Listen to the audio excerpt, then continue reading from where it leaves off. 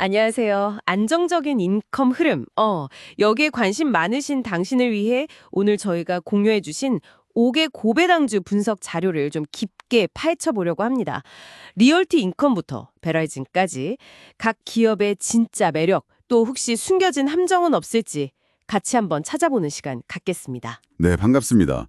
리얼티 인컴, 그러니까 O, 그리고 클리어웨이 에너지, CWN, 헬트픽 프로퍼티즈, DOC, 엔브리지, ENB, 마지막으로 Verizon, VZ. 이게 언뜻 보면 부동산, 에너지, 통신, 막 다 다른 분야 같지만요. 연 5% 이상의 배당 수익률을 목표로 한다는 그런 공통점이 있죠.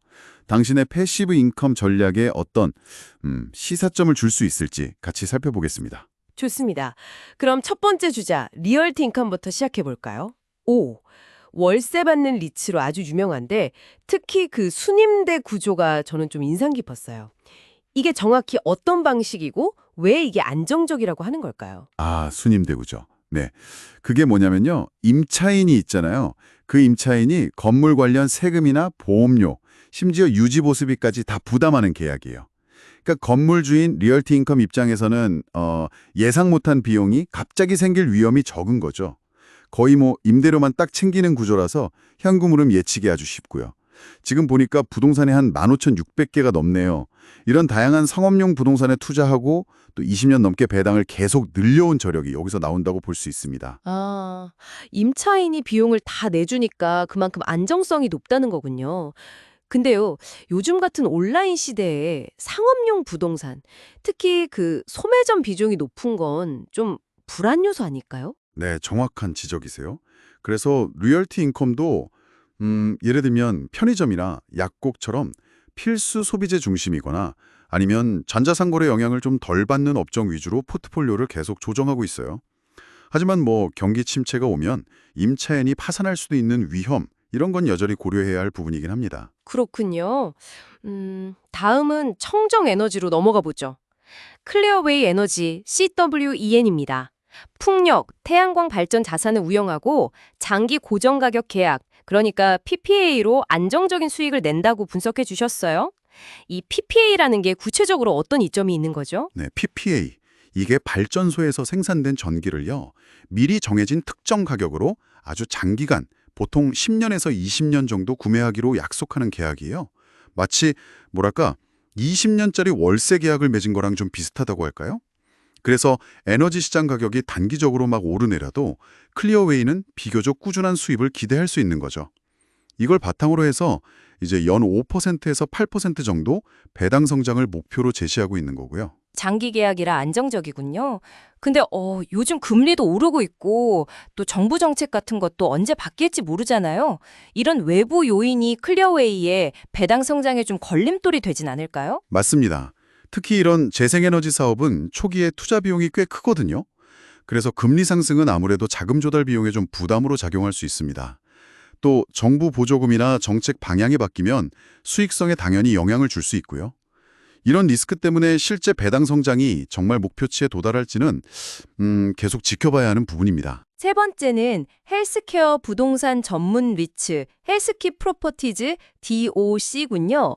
고령화 시대에 딱 맞는 투자 같다는 생각도 드는데요. 앞서 본 리얼티 인컴이랑 같은 위치지만 어떤 차이가 있을까요?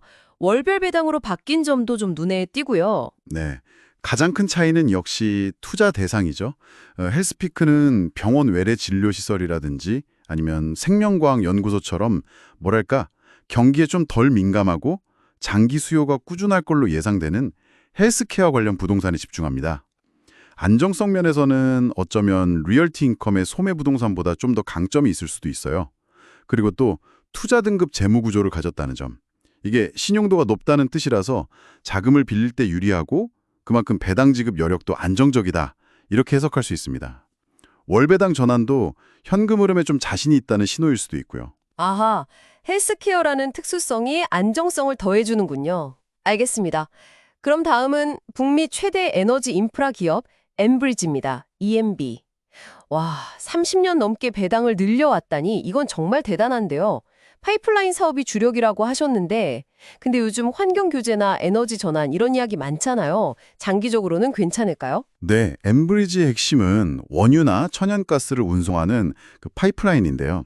이게 대부분 장기 계약 기반이라서 현금 흐름이 정말 안정적이에요.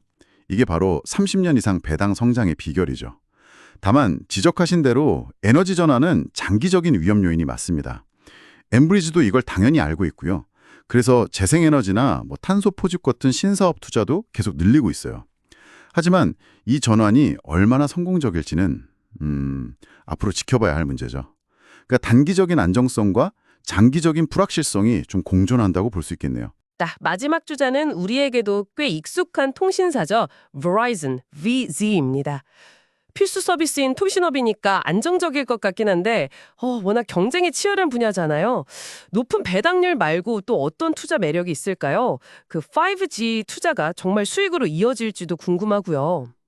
버라이즌의 강점은 역시 그 강력한 네트워크 인프라 그리고 높은 시장 점유율에서 나오는 꾸준한 현금 창출 능력입니다. 이걸 바탕으로 이제 높은 배당을 지급하는 거죠. 5G 투자는 당장 엄청난 수익 증대로 이어지기보다는 미래의 경쟁력을 유지하고 또 새로운 서비스, 예를 들면 기업용 5G 솔루션 같은 걸 통해서 장기적인 성장 발판을 마련하는 의미가 더 크다고 봅니다. 다만 그 막대한 투자 비용 때문에 부채가 늘어나는 점, 그리고 아시다시피 치열한 경쟁 환경은 분명히 부담 요인이죠. 자, 이렇게 5개 기업을 쭉 한번 훑어봤습니다. 들어보니까 각기 다른 산업인데도 안정적인 현금 흐름 그리고 연 5% 이상의 배당을 제공한다는 공통점이 있네요. 그리고 리얼티 인컴하고 헬스피크는 월배당이라는 점도 좀 흥미롭고요. 네, 그렇죠. 하지만 여기서 이제 가장 중요한 건 그냥 단순히 배당 수익률 숫자만 보고 투자해서는 안 된다는 점이에요. 각 기업의 부채 수준은 어떤지, 그러니까 재무 건전성, 또 벌어들인 이익 중에 얼마를 배당으로 주고 있는지, 배당 성향, 그리고 앞으로 해당 산업이 계속 성장할 것인지, 산업 전망 같은 것들을 정말 꼼꼼히 따져봐야 합니다. 금리 상승이 이들 기업의 이자 비용이 미치는 영향이라든지 또 해외 주식이니까 환율 변동이나 세금 문제까지 고려해야 할 변수가 생각보다 많습니다.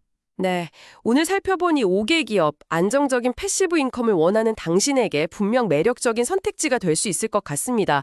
하지만 각자가 가진 빛과 그림자가 있다는 점 꼭 기억해야겠네요. 맞습니다. 투자를 결정하시기 전에는 반드시 최신 실적 보고서나 재무 상태 변화, 또 배당 정책 발표 내용 같은 것들을 직접 확인하시는 신중함이 꼭 필요합니다.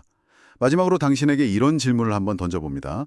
이 매력적인 고배당 조들 사이에서도요, 당신의 궁극적인 투자 목표를 고려했을 때 조금 더 높은 안정성과 약간의 성장 잠재력 중 어느 쪽에 더 마음이 끌리시나요?